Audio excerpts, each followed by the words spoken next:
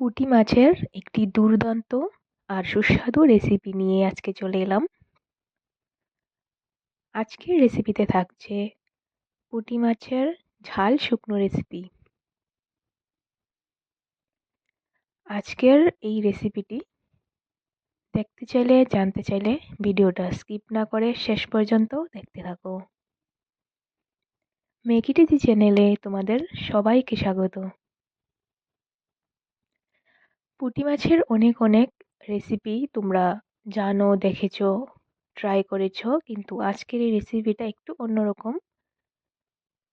আজকের এই রেসিপিটা বানাতে মাত্র 5 থেকে 7 মিনিট সময় লাগবে, কিন্তু এর স্বাদ হবে দুর্দান্ত। এক থালা গরম ভাতের সাথে পুঁটি মাছের ঝাল শুকনো রেসিপি জাস্ট জমে যাবে। তো এখানে আমি 500 পুঁটি মাছ নিয়েছি। মাছগুলি খুবই ঝলমলে আর তরতাজা। ছোট মাছ তরতাজা হলে কাটতে খুবই মজা হয়, আর আজকের প্রতিটা মাছ আমি খুব মজা করে কেটেছি। তারপর নুন মাখিয়ে ভালো করে ধুয়ে নিচ্ছি মাছগুলিকে। 3-4 বার ভালো করে ধুয়ে নেওয়ার পর দেখো কতটা সুন্দর আর পরিষ্কার হয়ে গেছে। এখন আমি জল ঝরিয়ে একটা বাটিতে তুলে নিচ্ছি। প্রথমে নিয়ে নেব মাছগুলি। তারপর মাছের মধ্যে আমি আজকে মুলো ব্যবহার করব। কুচি কুচি করে মুলো কেটে নিয়েছি।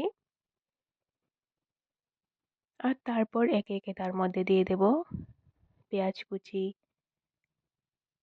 কাঁচা লঙ্কা কুচি, হলুদ গুঁড়ো, লাল লঙ্কা গুঁড়ো, জিরে গুঁড়ো, ধনিয়া গুঁড়ো, নুন।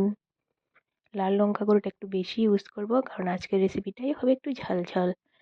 আর এই রেসিপিতে এখানে মাখাতেই অর্ধেক রান্না হয়ে যাবে। সর্ষের তেল দিয়ে এটাকে ভালো করে মাখিয়ে নেব।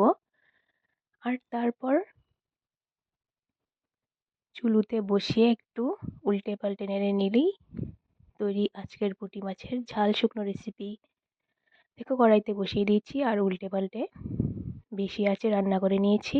ব্যাস তৈরি হয়ে গেল আজকের পুঁটি মাছের ঝাল শুকনো রেসিপি। উপর দিয়ে ধনিয়া পাতা ছড়িয়ে দিলাম।